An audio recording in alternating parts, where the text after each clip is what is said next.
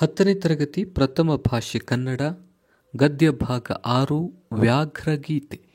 ಈ ವಿಡಿಯೋದಲ್ಲಿ ನಾವು ಈ ಅಧ್ಯಾಯದ ಅಭ್ಯಾಸ ಪ್ರಶ್ನೆಗಳು ಮತ್ತು ಉತ್ತರಗಳನ್ನು ನೋಡೋಣ.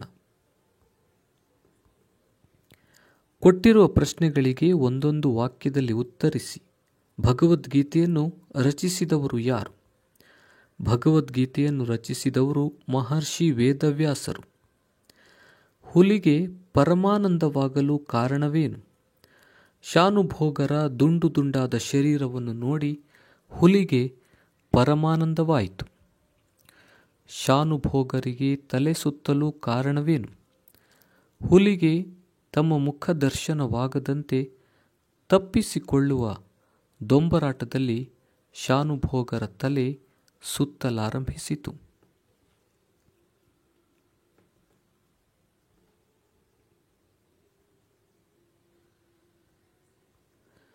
ಶಾನುಭೋಗರ ಬ್ರಹ್ಮಾಸ್ತ್ರ ಯಾವುದು? ಶಾನುಭೋಗರ ಬ್ರಹ್ಮಾಸ್ತ್ರ ಕೀರ್ತಿ ಪುಸ್ತಕ. ಹಸಿದು ಮಲಗಿದ್ದ ಹುಲಿಯು ಏನೆಂದು ಯೋಚಿಸಿತು? ಹಸಿದು ಮಲಗಿದ್ದ ಹುಲಿಯು ವಿಧಿ ಆಹಾರಕ್ಕೆ ಏನನ್ನು ಒದಗಿಸುವುದೋ ಎಂದು ಯೋಚಿಸಿತು.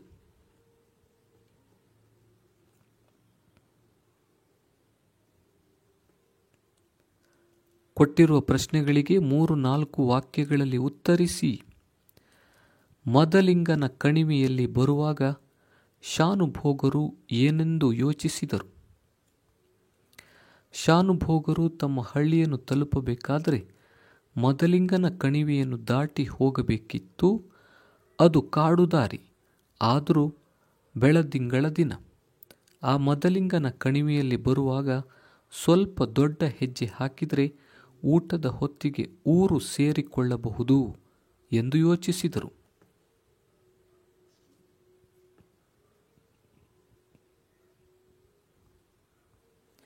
ಹುಲಿಯು ಹಿಂದಿನಿಂದ ಹಾರಿ ಕೊಲ್ಲದಿರಲು ಕಾರಣಗಳೇನು?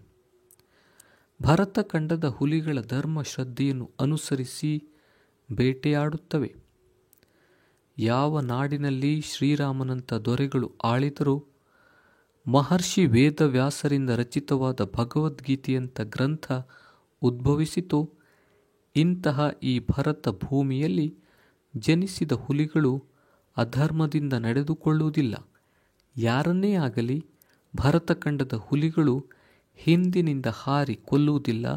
ಶತ್ರುವನ್ನಾದರೂ ಸರಿಯೇ, ಆತ ಬೆನ್ನು ತಿರುಗಿಸಿರುವಾಗ ಕೊಲ್ಲುವುದು ಧರ್ಮವಲ್ಲ.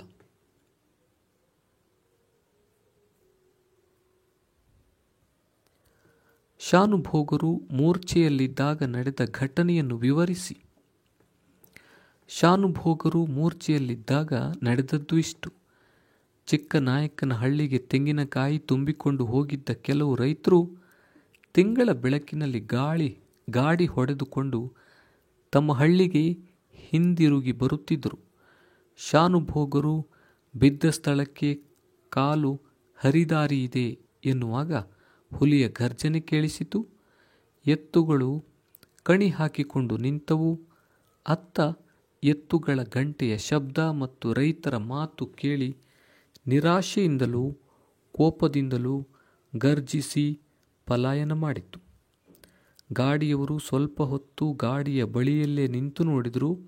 ಮತ್ತೆ ಗರ್ಜನೆ ಕೇಳಲಿಲ್ಲ.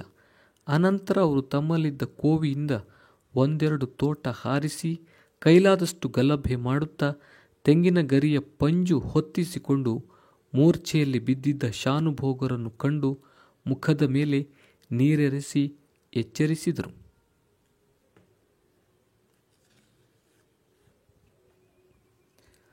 ಕೊಟ್ಟಿರುವ ಪ್ರಶ್ನೆಗಳಿಗೆ 8-10 ವಾಕ್ಯಗಳಲ್ಲಿ ಉತ್ತರಿಸಿ. ಮೂರ್ತಿರಾಯರ ದೃಷ್ಟಿಯಲ್ಲಿ ಹುಲಿಯು ಬೇಟೆಯಾಡುವ ಬಗೆಯನ್ನು ವಿವರಿಸಿ. ಹುಲಿ ಎಂದರೆ ಕ್ರೂರ ಪ್ರಾಣಿ, ಕೊಂದು ತಿನ್ನುವುದೊಂದೇ ಅದರ ಸ್ವಭಾವ ಎಂದು ಭಾವಿಸಿದವರು ಸಾಕಷ್ಟು ಜನರಿದ್ದಾರೆ. ಆದರೆ ಹುಲಿ ಆಹಾರಕ್ಕಾಗಿ ಬೇಟೆಯಾಡಿ ಪ್ರಾಣಿಗಳನ್ನು ಕೊಂದು ತಿನ್ನುವುದೇನೂ ಉಂಟು. ಆದರೆ ನಿಷ್ಪಕ್ಷಪಾತವಾದ ದೃಷ್ಟಿಯಿಂದ ನೋಡಿದರೆ ಅದರಲ್ಲಿ ತಪ್ಪೇನೂ ಇಲ್ಲ. ಯಾಕಂದರೆ ಅವು ಮೂಲತಃ ಮಾಂಸಾಹಾರಿಗಳು. ಶಾಕಾಹಾರವನ್ನು ತಿಂದು ಬದುಕಬಹುದಾದ ಮಾನವನೇ ಮಾಂಸವನ್ನು ತಿನ್ನಬಹುದಾದರೆ ಮಾಂಸಾಹಾರಿಯಾದ ಹುಲಿಯಲ್ಲಿ ಅದೊಂದು ದೊಡ್ಡ ಅಪರಾಧವೇನಲ್ಲ. ಅದು ಆಹಾರಕ್ಕಾಗಿ ಪ್ರಾಣಿಗಳನ್ನು ಕೊಲ್ಲುವುದರಲ್ಲೇನು ತಪ್ಪಿಲ್ಲ. ಆದರೆ ಹಾಗೆ ಕೊಲ್ಲುವಾಗ ಯಾವುದಾದರೊಂದು ಧರ್ಮವನ್ನು ಅನುಸರಿಸಿ ಕೊಲ್ಲುತ್ತದೆಯೇ ಅಥವಾ ಧರ್ಮಾಧರ್ಮಗಳ ಲೆಕ್ಕವನ್ನೇ ಇಡದೆ ಸ್ವಚ್ಛಂದದಿಂದ ವರ್ತಿಸುತ್ತದೆಯೇ ಎಂಬುದು ಇಲ್ಲಿ ಮುಖ್ಯ ಪ್ರಶ್ನೆ. ಹುಲಿಗೆ ಧರ್ಮವೇನು ಬಂತು ಎನ್ನಬಹುದು. ಇತರ ದೇಶಗಳಲ್ಲಿರುವ ಹುಲಿಗಳ ವಿಷಯ ಹೇಗೋ ನನಗೆ ತಿಳಿಯದು. ಆದರೆ ಭರತಖಂಡದ ಹುಲಿಗಳ ಧರ್ಮಶ್ರದ್ಧೆಯನ್ನು ಅನುಸರಿಸಿ ಬೇಟೆಯಾಡುತ್ತವೆ. ಯಾವ ನಾಡಿನಲ್ಲಿ ಶ್ರೀರಾಮನಂಥ ದೊರೆಗಳು ಆಳಿದ್ರೋ, ಮಹರ್ಷಿ ವೇದವ್ಯಾಸರಿಂದ ರಚಿತವಾದ ಭಗವದ್ಗೀತೆಯಂಥ ಗ್ರಂಥ ಉದ್ಭವಿಸಿತೋ, ಇಂತಹ ಈ ಭರತ ಭೂಮಿಯಲ್ಲಿ ಜನಿಸಿದ ಹುಲಿಗಳು ಅಧರ್ಮದಿಂದ ನಡೆದುಕೊಳ್ಳುವುದಿಲ್ಲ. ಯಾರನ್ನೇ ಆಗಲಿ ಭರತಖಂಡದ ಹುಲಿಗಳು ಹಿಂದಿನಿಂದ ಹಾರಿ ಕೊಲ್ಲುವುದಿಲ್ಲ. ಶತ್ರುವನ್ನಾದರೂ ಸರಿಯೇ ಆತ ಬೆನ್ನು ತಿರುಗಿಸಿರುವಾಗ ಕೊಲ್ಲುವುದು ಧರ್ಮವಲ್ಲ. ಆದ್ದರಿಂದಲೇ ಹುಲಿಯು ಶಾನುಭೋಗರನ್ನು ಹಿಂದಿನಿಂದ ಹಾರಿ ಕೊಲ್ಲಲಿಲ್ಲ ಎಂದು ಮೂರ್ತಿರಾಯರು ಹುಲಿ ಬೇಟೆಯಾಡುವ ಬಗೆಯನ್ನು ವಿವರಿಸಿದ್ದಾರೆ.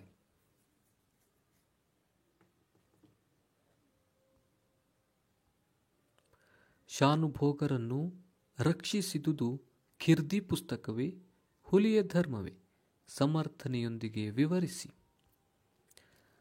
ಹುಲಿಯ ಗಮನವನ್ನು ಬೇರೆಡೆಗೆ ಸೆಳೆದ ಅರೆ ನಿಮಿಷದ ಅವಕಾಶವನ್ನು ಒದಗಿಸಿಕೊಟ್ಟು ನನ್ನ ಪ್ರಾಣವನ್ನು ರಕ್ಷಿಸಿದ್ದು ಖಿರ್ದಿ ಪುಸ್ತಕವೆಂದು ತಿಳಿದು ಅದಕ್ಕೆ ಅನಂತ ವಾತ್ಸಲ್ಯದಿಂದ ಕೃತಜ್ಞತೆಯನ್ನು ಸಲ್ಲಿಸಿದ ಶಾನುಭೋಗರ ಮನಸ್ಸನ್ನು ಗಮನಿಸಿದರೆ ಖಿರ್ದಿ ಪುಸ್ತಕವೇ ನನ್ನನ್ನು ರಕ್ಷಿಸಿತು ಎಂದು ತಿಳಿದಿದ್ದಾರೆ.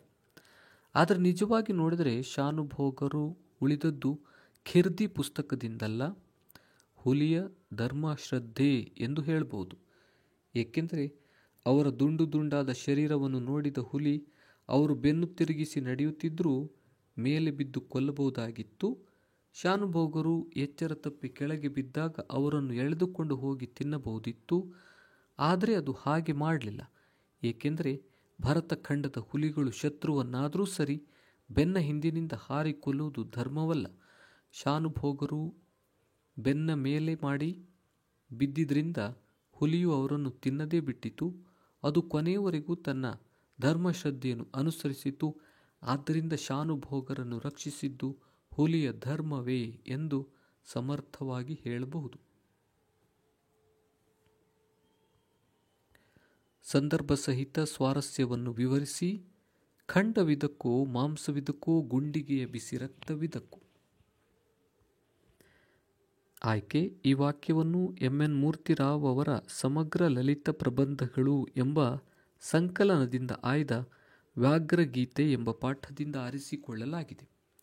ಸಂದರ್ಭ: ಹುಲಿ ಶಾನುಭೋಗರಿಗೆ ಅಭಿಮುಖವಾಗಿ ಬರಬೇಕೆಂದು ಪ್ರಯತ್ನಿಸಿ ವಿಫಲವಾದಾಗ ಬೆನ್ನ ಹಿಂದಿನಿಂದ ಬಿದ್ದೇ ಬಿಡಲೆ ಎಂದು ಅದರ ಮನಸ್ಸಿನಲ್ಲಿ ಗೊಂದಲ. ಆದರೆ ಆ ಗೊಂದಲ ಕ್ಷಣಕಾಲಕ್ಕಿಂತಲೂ ಹೆಚ್ಚಾಗಿ ನಿಲ್ಲಲಿಲ್ಲ. ಅದು ಸದ್ವಂಶದಲ್ಲಿ ಜನಿಸಿದ ಹುಲಿ. ಖಂಡವಿದೆಕೋ ಮಾಂಸವಿದೆಕೋ, ಗುಂಡಿಗೆಯ ಬಿಸಿ ರಕ್ತವಿದೆಕೋ ಎಂದು ಆ ಪುಣ್ಯಕೋಟಿ ಹಸು ಆಹ್ವಾನ ಕೊಟ್ಟಾಗ ತನ್ನ ಅಜ್ಜ ಬಾಯಿ ಚಪ್ಪರಿಸಿಕೊಂಡು ಹಸುವನ್ನು ತಿನ್ನಬಹುದಾಗಿತ್ತು. ಆದರೂ ಆ ಹುಲಿರಾಯ ಸತ್ಯವೃತ್ತಿಯಾದ ಪುಣ್ಯಕೋಟಿಯನ್ನು ತಿನ್ನದೆ ಪ್ರಾಣ ಬಿಟ್ಟಿತು. ಅಂಥ ಹುಲಿಯ ಮೊಮ್ಮಗನಾಗಿ ಹುಟ್ಟಿ ತಾನು ಅಧರ್ಮಕ್ಕೆ ಕೈ ಹಾಕುವುದೇ ಎಂದು ಹುಲಿ ಯೋಚಿಸಿದ ಸಂದರ್ಭವಾಗಿದೆ. ಪುಣ್ಯಕೋಟಿ ಕಥೆಯಲ್ಲಿನ ವ್ಯಾಘ್ರನ ಆದರ್ಶ ತನಗೂ ಮಾದರಿಯಾದದ್ದು ಎಂಬ ಆ ಹುಲಿಯ ಚಿಂತನೆ ಅದರ ಆದರ್ಶ ಹಾಗೂ ಧರ್ಮಶ್ರದ್ಧೆಯನ್ನು ಸ್ವಾರಸ್ಯಪೂರ್ಣವಾಗಿ ಅಭಿವ್ಯಕ್ತಪಡಿಸುತ್ತದೆ.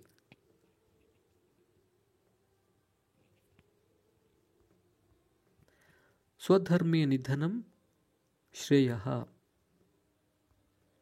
ಈ ವಾಕ್ಯವನ್ನು ಎನ್ ಮೂರ್ತಿರಾವ್ ಅವರ ಸಮಗ್ರ ಲಲಿತ ಪ್ರಬಂಧಗಳು ಎಂಬ ಸಂಕಲನದಿಂದ ಆಯ್ದ ವ್ಯಾಘ್ರಗೀತೆ ಎಂಬ ಪಾಠದಿಂದ ಆರಿಸಿಕೊಳ್ಳಲಾಗಿದೆ.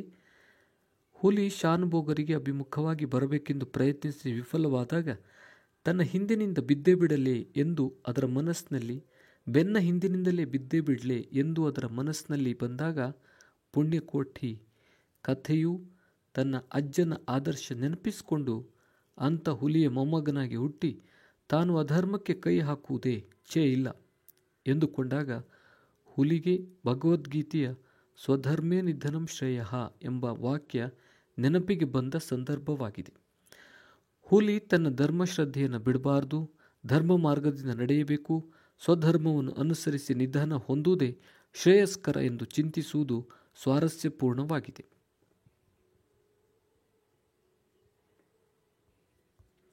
ದೇವರೇ ಮರ ಹತ್ತುವಷ್ಟು ಅವಕಾಶ ಕರುಣಿಸು.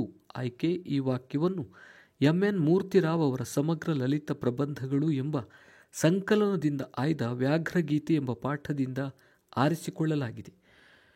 ಶಾನುಭೋಗರು ಖಿರ್ದಿ ಪುಸ್ತಕವನ್ನು ಹುಲಿಯ ಮುಖಕ್ಕೆ ಎಸೆದಾಗ ಅದರ ಮುಖಕ್ಕೆ ಬಂದು ಬಡಿಯಿತು. ಆದರೆ ಹುಲಿಗೆ ಪೆಟ್ಟೇನೂ ಆಗಲಿಲ್ಲ ಎಂಬುದು ಶಾನುಭೋಗರ ಮನಸ್ಸಿಗೆ ಅರಿವಾಗಲು 6 ನಿಮಿಷ ಹಿಡಿಯಿತು. 6 ನಿಮಿಷದಲ್ಲಿ ಶಾನುಭೋಗರು ದೇವರೇ ಮರ ಹತ್ತುವಷ್ಟು ಅವಕಾಶ ಕರುಣಿಸು ಎನ್ನುತ್ತಾ ಒಂದೇ ಉಸಿರಿನಲ್ಲಿ ಮರದ ಕಡೆಗೆ ಧಾವಿಸಿದ ಸಂದರ್ಭವಾಗಿದೆ. ಶಾನುಭೋಗರು ಹುಲಿಯಿಂದ ತಪ್ಪಿಸಿಕೊಳ್ಳಲು ಅವಕಾಶ ಮಾಡಿಕೊಡು ಎಂದು ದೇವರನ್ನು ಪ್ರಾರ್ಥಿಸುವುದು ಬಹು ಸ್ವಾರಸ್ಯಪೂರ್ಣವಾಗಿದೆ.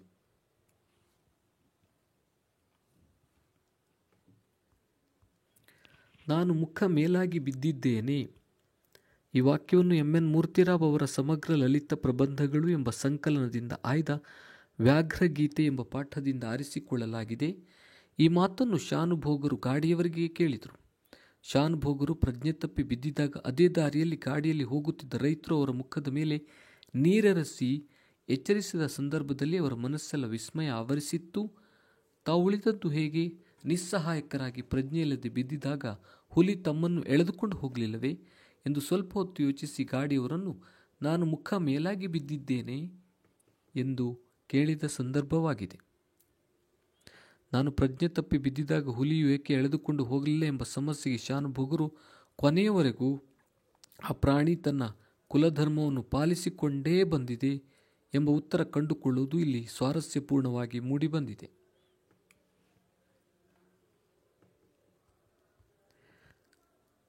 ಹುಲಿ ಈಗ ಎಷ್ಟು ಹಸಿದಿರಬೇಕು. ಈ ವಾಕ್ಯವನ್ನು ಎನ್ ಮೂರ್ತಿರಾವ್ ಅವರ ಸಮಗ್ರ ಲಲಿತ ಪ್ರಬಂಧಗಳು ಎಂಬ ಸಂಕಲನದಿಂದ ಆಯ್ದ ವ್ಯಾಘ್ರಗೀತೆ ಎಂಬ ಪಾಠದಿಂದ ಆರಿಸಿಕೊಳ್ಳಲಾಗಿದೆ. ಶಾನುಭೋಗರು ಹುಲಿಯಿಂದ ತಪ್ಪಿಸಿಕೊಂಡು ಜೀವ ಸಹಿತ ಮನೆ ಸೇರಿಕೊಂಡು ರಸದೂಟವನ್ನು ಮಾಡುವ ಸಂದರ್ಭದಲ್ಲಿ ಹುಲಿ ಈಗ ಎಷ್ಟು ಹಸಿದಿರಬೇಕು ಎಂಬ ಯೋಚನೆ ಮೂಡಿ ಅವರ ವದನಾರವಿಂದದಲ್ಲಿ ಮುಗುಳ್ನಗೆ ಮೂಡಿದ್ದ ಸಂದರ್ಭವಾಗಿದೆ. ನಾನು ಹುಲಿಯಿಂದ ತಪ್ಪಿಸಿಕೊಂಡು ಬಂದು ರಸದೂಟವನ್ನು ಮಾಡುತ್ತಿದ್ದೇನೆ, ಆದರೆ ನನ್ನನ್ನು ಬಿಟ್ಟ ಹುಲಿ ಹಸಿವಿನಿಂದ ಬಳಲುತ್ತಿರಬಹುದು ಎಂದು ಶಾನುಭೋಗರು ನೆನೆಯುವುದು ಸ್ವಾರಸ್ಯಪೂರ್ಣವಾಗಿದೆ.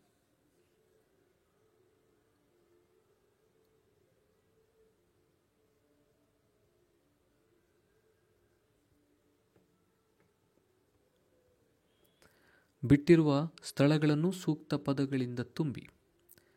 ಮಂತ್ರಿತ್ವ ಹೋಗಿ ಕೇವಲ ಶಾನುಭೋಗಿಕೆ ಮಾತ್ರ ಉಳಿದಿತ್ತು. ಖಿರ್ದಿ ಪುಸ್ತಕ ಶಾನುಭೋಗರ ಬ್ರಹ್ಮಾಸ್ತ್ರ. ನೆಲದಿಂದ ಮೇಲೆದ್ದುಕೊಂಡಿದ್ದ ಕಲ್ಲನ್ನು ಎಡವಿ ಶಾನುಭೋಗರು ಬಿದ್ದರು. ರೈತರು ತಿಂಗಳ ಬೆಳಕಿನಲ್ಲಿ ಗಾಡಿ ಹೊಡೆಯುತ್ತಿದ್ದರು. ಶಾನುಭೋಗರು ಉಳಿದದ್ದು ಖಿರ್ದಿ ಪುಸ್ತಕದಿಂದಲ್ಲ.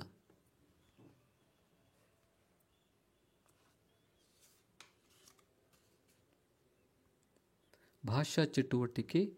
ಕೊಟ್ಟಿರುವ ಪ್ರಶ್ನೆಗಳಿಗೆ ಉತ್ತರಿಸಿ. ಮೊದಲನೇದು, ತದ್ಧಿತಾಂತಗಳೆಂದರೇನು?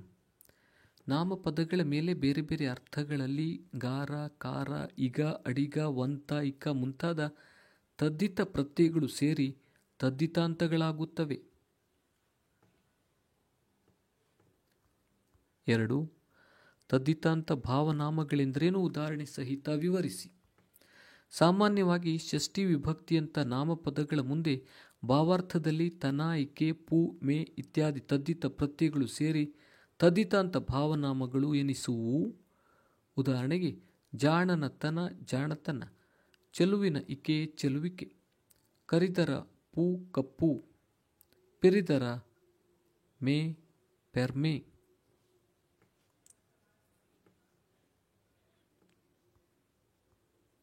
ಕೊಟ್ಟಿರುವ ಗಾದೆಗಳ ಅರ್ಥವನ್ನು ವಿವರಿಸಿ ಬರೆಯಿರಿ. ಮೊದಲನೇದು, ಕಟ್ಟುವುದು ಕಠಿಣ, ಕೆಡುವುದು ಸುಲಭ. ಗಾದೆ ವೇದಗಳಿಗೆ ಸಮಾನ. ಗಾದೆ ಹಿರಿಯರು ಹೇಳಿದ ಅನುಭವದ ನುಡಿಮುತ್ತುಗಳು. ಗಾದೆಗಳು ಆಕಾರದಲ್ಲಿ ವಾಮನನಾದರೂ ಅರ್ಥದಲ್ಲಿ ತ್ರಿವಿಕ್ರಮನಂತೆ.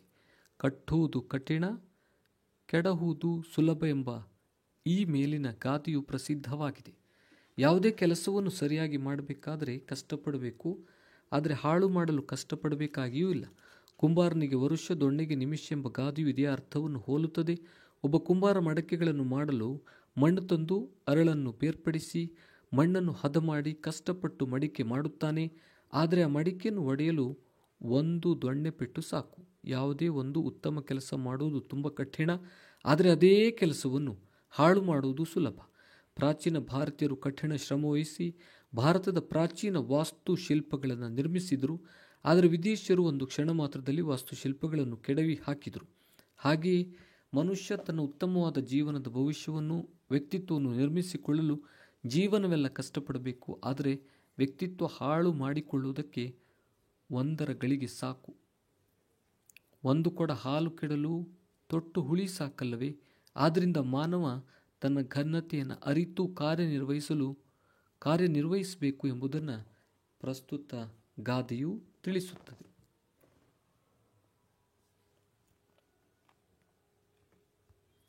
ಹೆತ್ತ ತಾಯಿ ಹೊತ್ತ ನಾಡು ಸ್ವರ್ಗಕ್ಕಿಂತ ಮಿಗಿಲು. ಗಾದೆ ವೇದಗಳಿಗೆ ಸಮಾನ. ಗಾದೆ ಹಿರಿಯರು ಹೇಳಿದ ಅನುಭವದ ನುಡಿಮುತ್ತುಗಳು.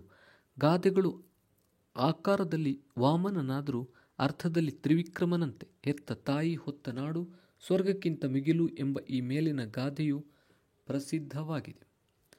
ಜನನಿ ಜನ್ಮಭೂಮಿಶ್ಚ ಸ್ವರ್ಗಾದಪಿ ಗರೀಯಸಿ. ಇದು ವಾಲ್ಮೀಕಿ ರಾಮಾಯಣದಲ್ಲಿ ಬರುವ ಒಂದು ಮಾತು. ಇದರ ಅನುವಾದವೇ ಮೇಲಿನ ಹೇಳಿಕೆ. ಇದರಲ್ಲಿ ತಾಯಿ ಮತ್ತು ನಾಡಿನ ಮಹತ್ವ ಅಡಗಿದೆ.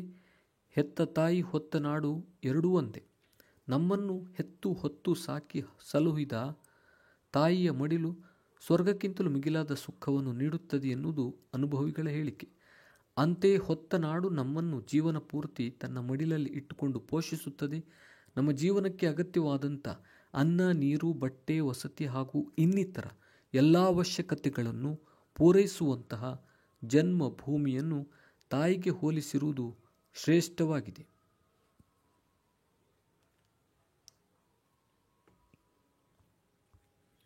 ಮಕ್ಕಳ ಪಾಲನೆಗಾಗಿ ತಾಯಿ ತನ್ನ ಸುಖವನ್ನೆಲ್ಲ ಮರೆತು ಆಹಾರ ನಿದ್ರೆಗಳನ್ನು ತೊರೆದು ಮಗುವಿನ ಲಾಲನೆ ಪೋಷಣೆಗಳಲ್ಲಿಯೇ ಸುಖವನ್ನು ಕಾಣುತ್ತಾಳೆ. ತಾಯಿಯಂತೆಯೇ ನಾವು ಹುಟ್ಟಿದ ನಾಡು ಕೂಡ ಈ ನೆಲದಲ್ಲಿ ಆಡುತ್ತೇವೆ, ಅಗಿಯುತ್ತೇವೆ, ಬೆಳೆಯನ್ನು ಬೆಳೆಯುತ್ತೇವೆ, ಬೆಳೆದುದನ್ನು ತಿಂದು ಬದುಕುತ್ತೇವೆ. ತಾಯಿಯಂತೆ ನಾಡು ನಮ್ಮನ್ನು ಪೋಷಿಸುತ್ತದೆ. ಆದ್ದರಿಂದ ಜನ್ಮಭೂಮಿಯನ್ನು ಮರೆತವರು ತಾಯಿಯನ್ನು ಮರೆತಂತೆಯೇ ಸರಿ. ಆದುದರಿಂದ ಹೆತ್ತ ತಾಯಿ ಹೊತ್ತ ನಾಡಿನ ಋಣವನ್ನು ಮರೆಯದೆ ಅವರ ಹಿರಿಮೆಯನ್ನು ಎತ್ತಿ ಹಿಡಿಬೇಕಾದದ್ದು ಪ್ರತಿಯೊಬ್ಬನ ಆದ್ಯ ಕರ್ತವ್ಯವಾಗಿದೆ ಎಂಬುದನ್ನು ಈ ಗಾದೆ ಮಾತು ಅರ್ಥೈಸುತ್ತದೆ.